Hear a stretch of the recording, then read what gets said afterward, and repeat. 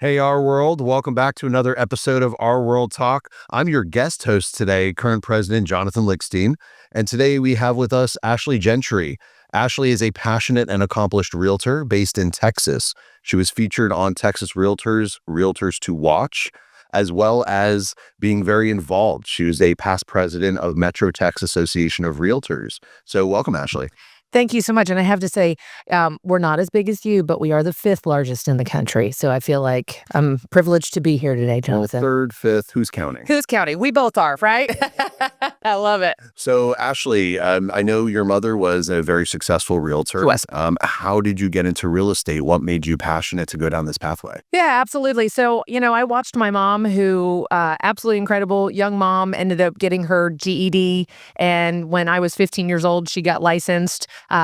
Somebody else just said, you'd be great at this. She was already doing transaction work and coordination and marketing for another really high producing agent. She got licensed and clawed her way to Rookie of the Year, her first full year in the business. And so I graduated high school a couple years early to kind of assist in that. And I got to be, I guess we'll call it child labor and an unlicensed assistant for a couple of years, and just seeing the impact that she had in the community and the people that she served. But let's be honest, it's also a very lucrative business. And so the byproduct is you can have a very successful lifestyle, build an amazing, scalable business. And that was something that was really attractive to me. She begged me going into the corporate world, so I'd actually have a solid paycheck, retirement, benefits, all of those things, which I don't think we know what those are anymore. But as any good daughter does, I rebelled and I got my real estate license and I joined up with her. And so we've actually owned our own brokerage now for going on 13 years and haven't looked back. And 2 decades later, here we are. It's funny. We become who we are either because of or in spite of our parents. Man, it's probably more in spite of, but More often than not, but we're not going to tell my kids that or yours. Absolutely. So your career has evolved quite a bit since you started. I mean, getting your license and just hitting the pavement is one thing, but growing to the stature and the elevation in your profession where you are now, it takes quite a bit. What was the catalyst to that, or what caused you to go down that pathway? I think I was kind of born a high achiever out of the womb, as my mother would say. That was so I'm always yearning for more. And it's not because I'm not content with the success that I've had. It's just, I know there's more out there and I know I can have an impact. And so, mastering what we do and the service and volunteering in the real estate space in the community was one thing, but understanding there's an ability to build something bigger and bigger. And I think being involved in the association has really opened a lot of those doors and opened my mind to what truly is next, because that transactional mindset of just doing production is one thing, and serving on that side. But real estate is still one of the, as Justin Landon, our new CEO, always says, one of the last meritocracies where you truly can have this autonomous business that makes the world go round. And I don't really want to put a ceiling on that. So, but I'm so appreciative of meeting people like you. I mean, you walked in and I immediately recognized you because we both serve in this capacity. And, we've met at different conferences and doing those type of things. And so that really gave me the bug to continue when I see the influence and the impact that I have being able to speak and be that voice and that conduit for so many. Yeah, I couldn't agree more. I mean, we have so many similarities in that vein, giving back our time, our money, our effort to the association, really with a selfless mindset. Yep. But there is so much intangible that comes back in your direction. Mm-hmm. But what would you say volunteerism means to you? Yeah, I mean, I think we hear it all the time, right? It's like, I don't have time to volunteer, when you're trying to get the people that are truly, and it's not about how much you produce, it's just you're active in the marketplace. We need those voices outside of the walls of the association to come and tell us what we need to be doing to continue to serve this realtor community.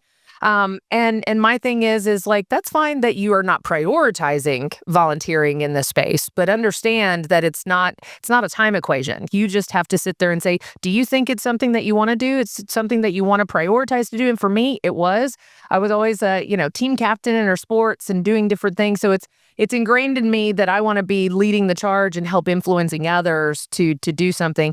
And let's be honest, last year was a very different year. I mean, we've seen massive change, more so than we've seen probably in the last 50 years in our organizations and our real estate communities. And we saw that kind of coming, right? For the past decade, we knew that shift and change was happening with technology and the way we were serving our clients.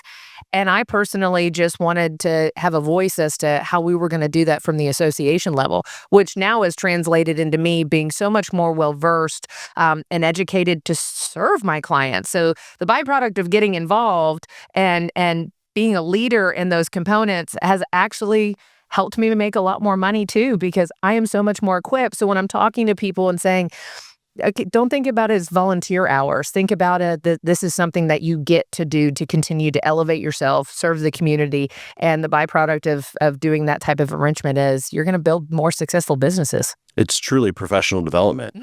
I mean, you come in to volunteer and give back, but it helps you grow personally and professionally. Sure. You went through a leadership program in Texas. Tell me a little bit about that. We have one here locally as well. Yeah. So that was probably a life-changing experience for me. And I think a lot of people go, ooh, yeah, I want to go through a leadership program with a bunch of other realtors, right? Like, what is that going to do for me? And at that point, I was going through a transition in my life, being a new mother, being a wife, all of these other things. I was a second-generation realtor, but I still had not figured out my own independent identity. And so for me, it was like, honestly, in spite of, right? Looking on Facebook and seeing some dopes that had graduated from the leadership program, I'm like, well, if those fools can do it, surely I can, and I want that accolade too. And so I went into it not knowing a single soul. We had a 30-person class. And I turned around. One, I made friends for a lifetime going through that. We were the last in-person class before COVID. So to have that baseline for me too, going into a very isolating season, was absolutely wonderful. But what it really taught me was to get a little bit more introspective and understand how I tick. We always focus on our clients and our business and things of that nature. I needed to figure out how Ashley ticked again and who I was as a woman going into this business and entrepreneurial season of my life. And so I got my voice back. And it wasn't because anybody took it. It's just because I didn't know what that next thing was for me. And so I got the bug and I was like, okay, I've done the leadership program. I applied for the board of directors during that leadership program with encouragement from Roxy Glenn, who's our VP of professional development at MetroTex and has been a really great mentor of mine. So I went through that and applied for the board. And, she said one thing to me during that program that really stuck with me. And there was a challenging moment of friction. And then just the way I handled it and everything else when it was all said and done, she just looked at me and she said, I know I'm talking to a future president of the organization. And I said, that really means a lot. She goes, no, I'm serious. And so then to turn around and to do that, not only to give me the confidence to do it, but that she believed that I was the right person at the right time to go through that path. It was huge. And then I look back now, and I graduated in 2019, and here we are 6 years later.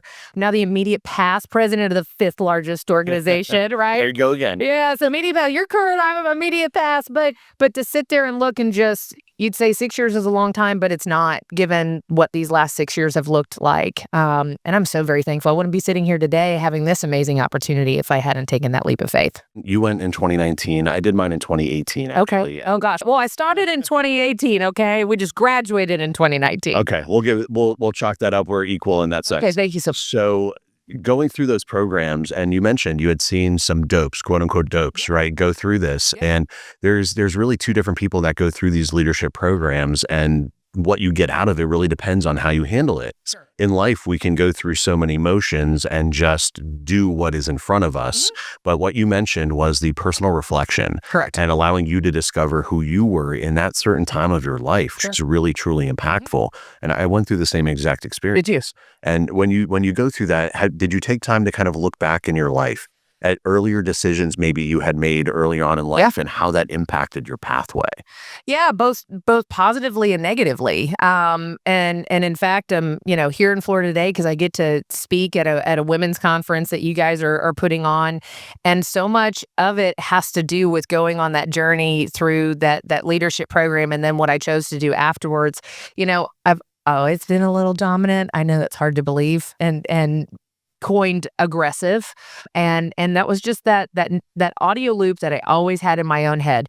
I'm too loud, I'm too domineering, I'm too aggressive, I need to tone myself down, all of these things that honestly, and it wasn't always in a negative way, but people that were the closest to me would always say. And so it was like, okay, I need to shrink, I need to quiet my voice, I need to try to be more demure, more mindful, right? Very mindful. Very mindful. And sitting there and doing that and trying to be somebody I just was not, and that is not who God made me. And so trying to shift who I was and into the first real day that we had after the ropes course, which is so fun, but going through that, and it was this really neat exercise where everybody had a note card, and then you had to go around and you gave me your note card and I would write something on the note card on your back, and it was just something that I saw in you without even knowing you really well, but what was my first impression, something positive of you. And so when I was done and I had 20 something people writing things about me on this card, and it was the exact opposite. It was all the things that I thought were my negatives were actually my greatest strengths, and the things that people really looked up to me for. And they're like, your energy is infectious.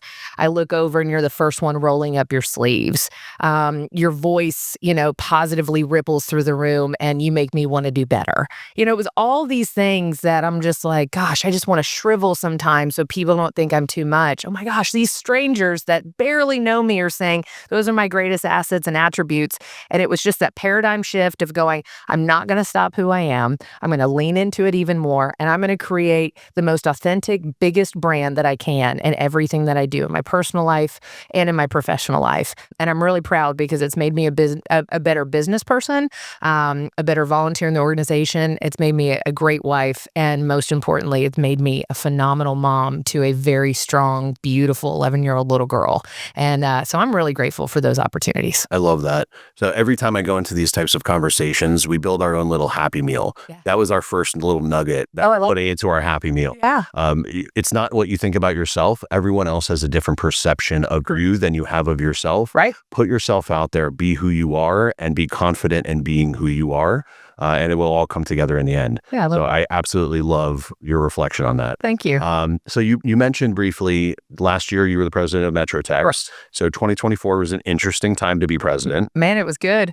There was a lot of stuff, and really the membership really needed a strong, confident leader like yourself in 2024. Yes. So how did you experience, or what was a key to the crisis, quote unquote, crisis management of 2024 and keeping the confidence high last year? We had a lot of different challenges. So we actually were in search of a new CEO during that time as well. And I've already mentioned Justin Landon, who is our phenomenal CEO at MetroTex now. And so I chaired the search committee looking for that next leadership from the staff side. And so, poor Justin, we finalized everything in January, and he wasn't starting until March. And his first... That's a long wait. It was a long wait. It was great because he was still working in the background. He came to the Texas conference and our legislative conference in February. We were still working and doing stuff. But he had to transition from his other role in Lexington. And, he's just that stand-up of a guy. But literally, I think it was like 9 days in, we had the settlement. And so we just hit the ground running, and it just further confirmed that he was the right CEO for the organization. And that was my time. I mean, I am the one that's like, front lines, let's get in the trenches, let's roll up our sleeves and do the dirty work. And so he and I mean, the day the settlement came out, he literally texted at 6 a.m. and he said, I think it's about to happen. I was going on a podcast literally 2 hours later, talking about the settlement, all of these things. And we just never stopped, man. And so it was also, I couldn't imagine of having another leadership partner at that time. My executive team was absolutely amazing. And we just said, look, if we're nervous, can you think about our other nearly 30,000 members that aren't this informed, aren't this involved in the association, both locally, state, and nationally.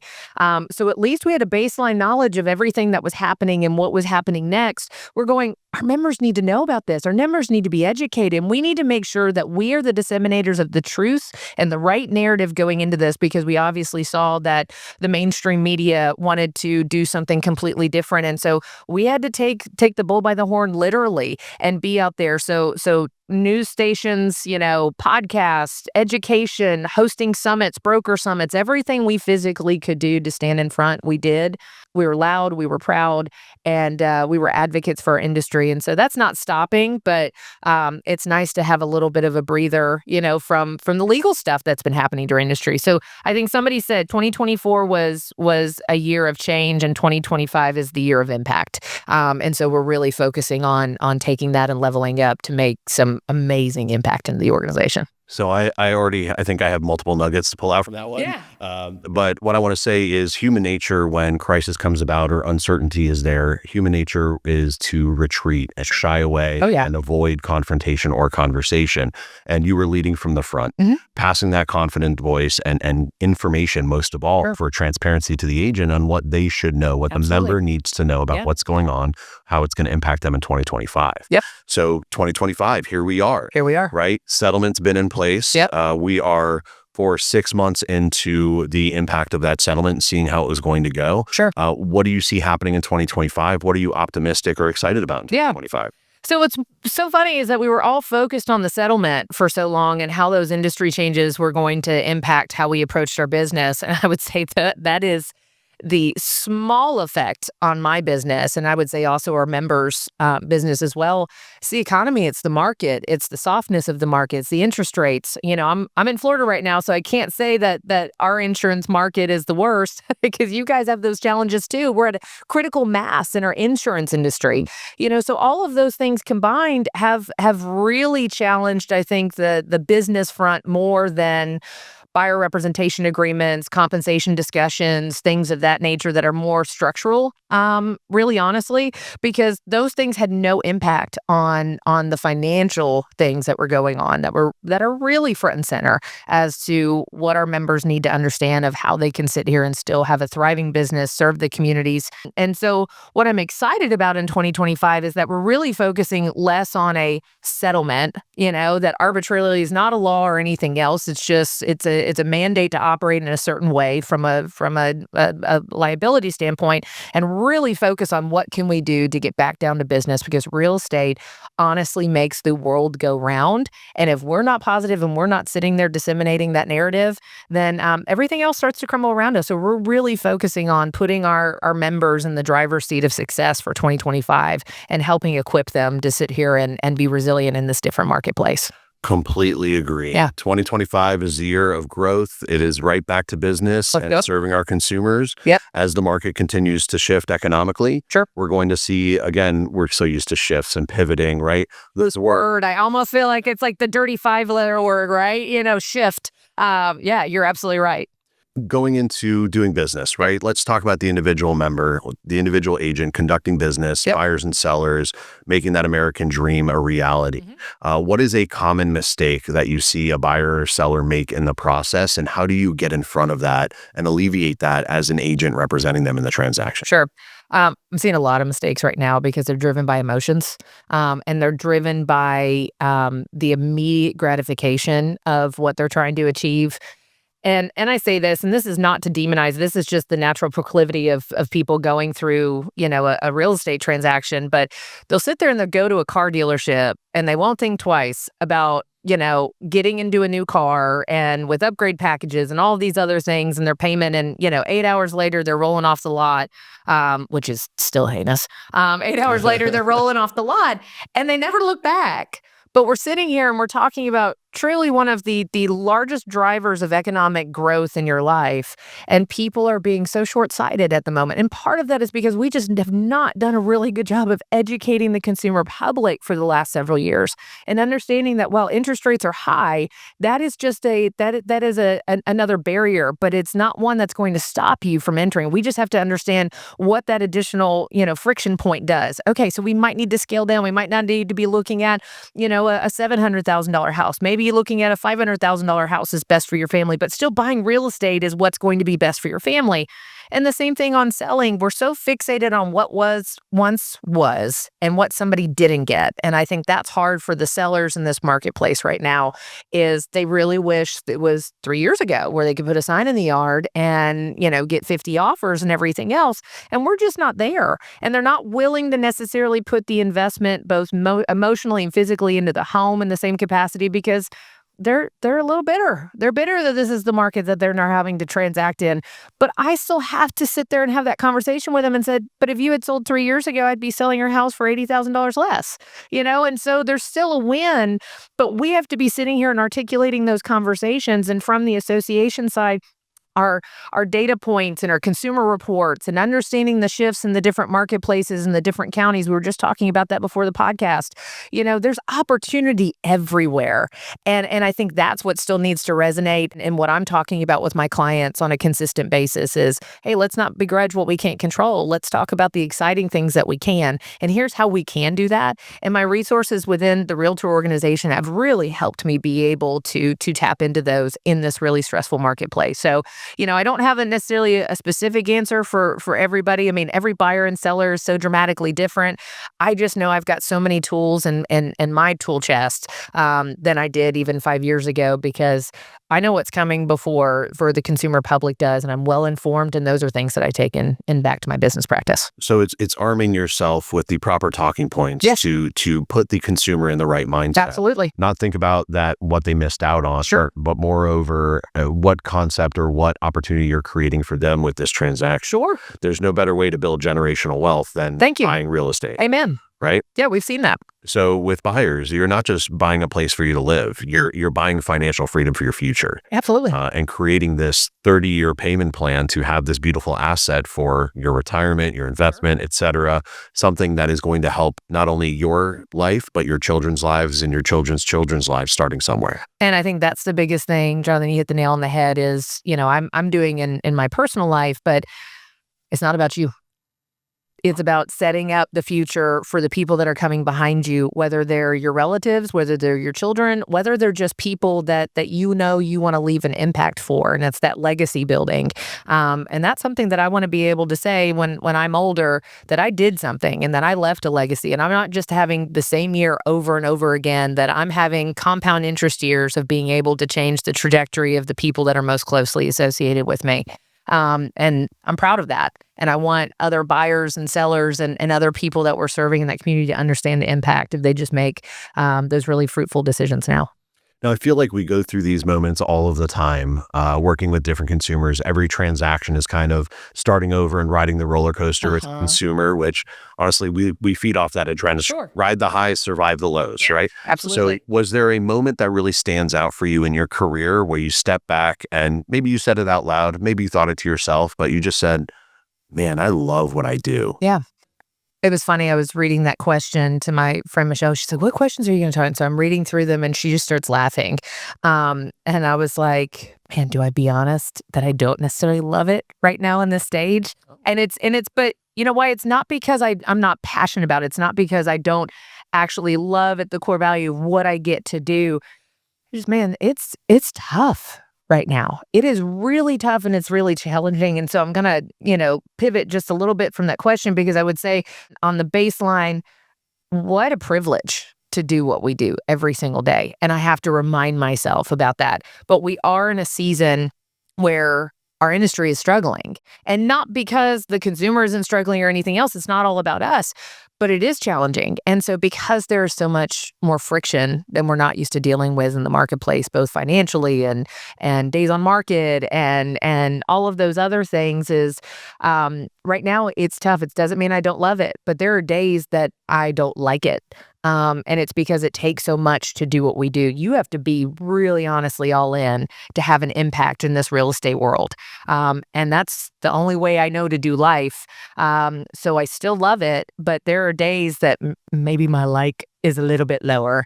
And those are things that I'm really introspective about right now, because if I feel that way and I'm an extraordinarily passionate person with a great mindset, how are the rest of our realtors feeling? So specifically going back to the Realtor organization, what message do we need to be disseminating right now? Because if you look at me and you sit there and go, she'll be fine. yeah, you're right, because I'll pull myself up by my bootstraps and I'm okay. But what about the other ones that have only been licensed since COVID and they quit their job and this is how they put food on the table and doing all of these other things while maintaining their home life and taking care of their kids? How can I help them understand that this too shall pass? And what can we do to equip them to not only love what they do, but like what they do on a daily basis so they can continue to level up and impact the people that they're serving? That's a very clear distinction, Yeah. loving and liking, Yeah. right? I love my kids. I don't always like them. But that goes for our industry as well. Yeah, for sure. There's one thing that is always constant, especially in real estate, it's change. Yeah, for sure. So you mentioned some of the agents that came in during the pandemic Yep. and how are they pivoting? How are they modifying their business? And it's important for them to learn the lessons Sure. that individuals like ourselves who have been around 20 years in this industry, Absolutely. working and riding the highs and surviving the lows. Yes. We're in one of those lows that we We have to survive and figure out how that upward trajectory is going to be implemented with us, with consumers, and what opportunities Sure. this market is presenting to us, because there's always opportunity. There is always opportunity. And you know what? Honestly, this is the year of opportunity. That's what 2025 is, because when there is struggle, when there is change, your competitors are going to quit. And so it's funny, you got to switch the hats, right? There's my business hat. Here's my association hat. The association hat says, oh, we don't want to lose our members, right? Because when we don't, these are people that help make our realtor community go round, but ultimately from a business person and everything else, I know when things get really tough, this is where I win. And so I also want to give that confidence to other people. Understand all of these challenges mean that all of your other peers and your colleagues are probably drowning their sorrow somewhere, doing something else. And this is where you're going to lean in. And from the Realtor organization, we can have that message too. Level up. This is the time to do that. We hear all the coaches and the motivational speakers, and they talk about that all the time, but it's true. This is the time that the tough succeed. And that is really an exciting time. So I love it. Might not always like it, but I'm excited. And 2025 is a really great year. I completely agree with you. So is there a trend or a change that you see coming into play in 2025 that you're excited about or you see as a major opportunity? Just in the business in general? Yeah. You know, That wasn't on your list, so it wasn't on the list. No, it's fine. No, and it's great. It's not that I read it anyways. No, there's a glancing over it. I wanted it to be authentic, but I think the opportunity is honestly understanding that this is not a trendy market, right? This is not a flash in the pan. You can't biohack how to be successful in this business. I mean, there are realtors that are doing a plethora amount of business, around new construction and everything. But just in the general marketplace right now, grit, and hustle, that really honestly is what people should be doing and leveraging right now, is just finding that strength to persevere, and to do that. And that's the opportunity that I see in the marketplace, is just not quitting, on those tough days that you just want to throw in the towel, is turning around and taking a deep breath and going, you know what, I get to do this. And tomorrow I'm going to pick up that phone. I'm going to do what I need to do, and I'm going to serve my clients, because ultimately, even in a softer market, sometimes those are the situations that your clients remember most. When it was an easy breezy time, or, a really smooth transaction and not as much friction, they're going, oh, that was a really palatable experience and I was really excited. Now here's my pretty home. But when you have to battle on behalf of the consumer and your client and doing all those things, I kind of laugh. I love the term trauma bonding. This is an opportunity for me to trauma bond with my clients. And out of that, you know what? They remember. They remember me fighting for them. They remember me still trying to help them achieve their goals and get them on the other side of that. And so for me, it's leaving a lasting impression, creating a referral system that I couldn't do just with sheer marketing itself. And so, I think everybody's going to have to lean in a little differently, but again, this is where I shine. My nickname is Smashly. Smashly. And so this is my year. 2025 is the year of Smash. I'm going to come in here. They don't need Ashley Gentry coming in to be demure and mindful. They need me to come in and sit here and say, hey, this is how we're going to smash through this process, right? This is what I'm going to do to fight alongside of you. And in turn, you're going to win. So am I. And you're going to get on the other side of this to help build generation wealth, help to change the trajectory of your life and what you're doing. Maybe you're relocating. We talked about that too. We're still seeing those migration patterns. But what we do matters. And that's kind of what I'm focusing on here in this market right now. So there's a lot to unpack from that. Just the nickname alone, right? Smashly. Well, Smashly. Yes. So during times of abundance, Yep. markets of abundance, it's much more transactional focus, It and is. it's very hard to build those relationships because you're so spread thin. Yep. But it's the time of the market right now, as you said, where relationships prevail. Yeah, they do. Relationships get stronger, and your referral base gets bigger, and Yep. everything just expands and creates the longer term opportunity for you. Amen. So we're seeing a trend in Southeast Florida here where home prices are up year over year, Yep. even with the current market Same. conditions. And you're seeing a lot of new listings come onto the marketplace. Inventory is up, but more specifically, a lot of new construction with townhomes, appealing to the first-time homebuyer bracket that no longer can go into these single-family homes that have increased Right. so much. So is that a similar trend you're seeing in Texas? Yeah, I mean, I think we definitely have a mixed variety of product type that we're seeing, and we're really advocating for more, and not just to the attached dwellings and things of that nature, like a townhome or a condo or a duplex or anything else like that, but even a smaller footprint. Townhomes, from a consistent level, we're seeing them in different types of master plan communities where you've got, your different level of new construction homes and lot sizes and everything else. And they're getting really smart and doing affordable townhome product as a part of that, because those are also building a community. So you buy the townhome and then you end up selling that and moving into another home into the community. So there's a lot of smart developers and builders that are looking at those things. But talking about the issues, I would just say from, more of an advocacy standpoint, because I'm wearing my RPAC pin right now, because that's really important to me too. And having those conversations is the impact fees, the regulatory concerns, the dwindling profit margins for our builders to come in and be able to afford to build those smaller footprint products, is still a challenge because, I mean, the saying goes, everything's bigger in Texas. We're kind of having to reshape that mindset a little bit, that you don't have to have the biggest house on the biggest lot. In fact, you just need to get in the game. You need to buy real estate. And so advocating for those attached products like really smart townhome developments and things of that nature.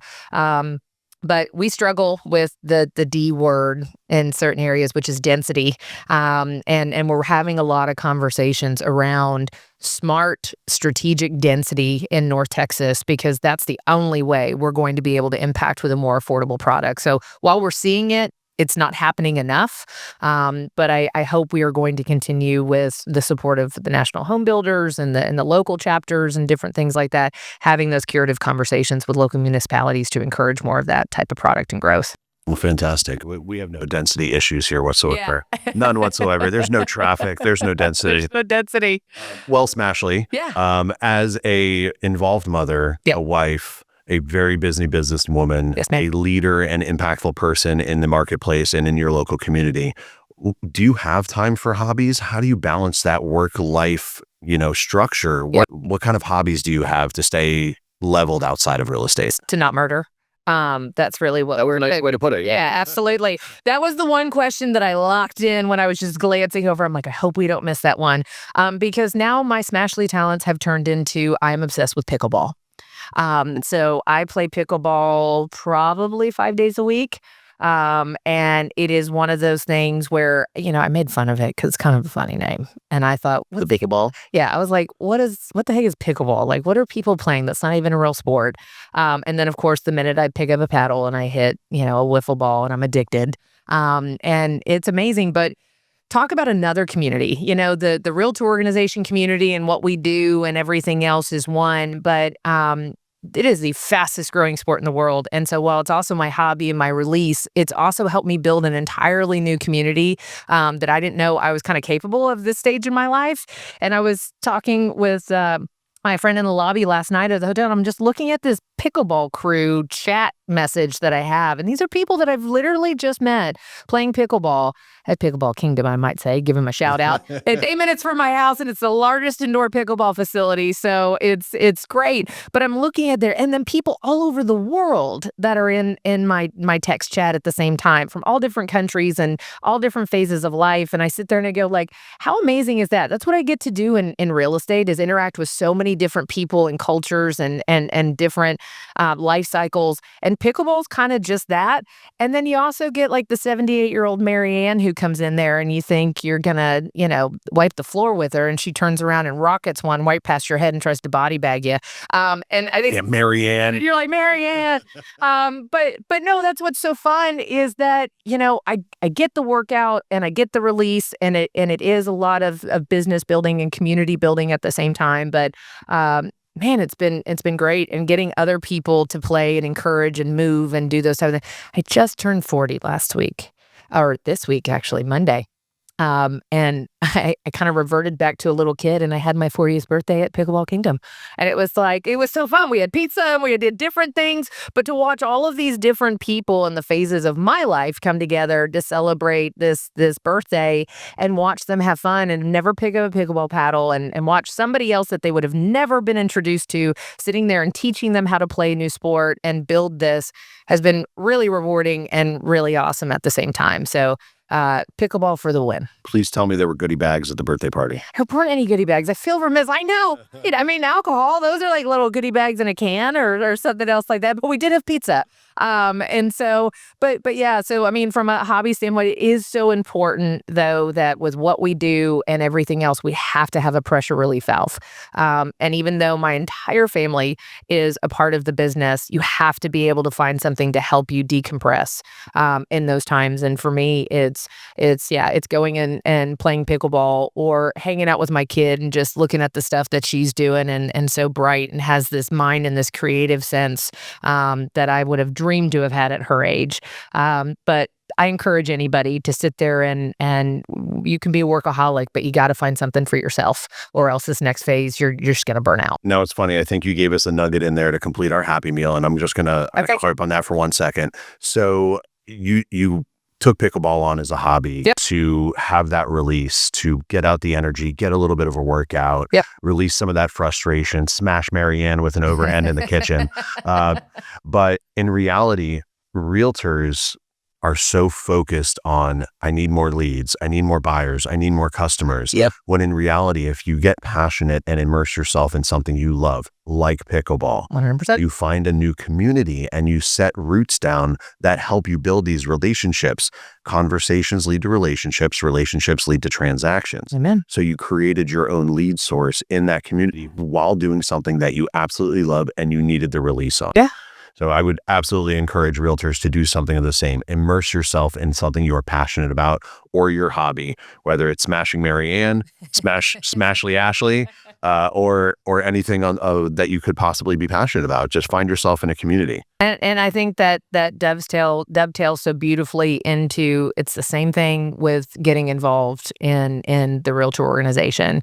You go into it thinking it's one thing, and you build this amazing community that becomes a wonderful referral source, an enrichment source, all of these other things, an asset to your business. And you didn't know that was what was going to happen. But if you're intentional and you put all your energy into that in the right way, man, the byproduct is you will win. And whether it's in pickleball or volunteering in the Realtor organization or in your business, that's the way to approach it, Jonathan. And I promise people are going to be winners. So no matter what you get involved in, do it with intent, do it with purpose, and the opportunities will present themselves in front of you. Ashley, I really appreciate you coming in today. Thank you so much for the conversation. It's great to be here.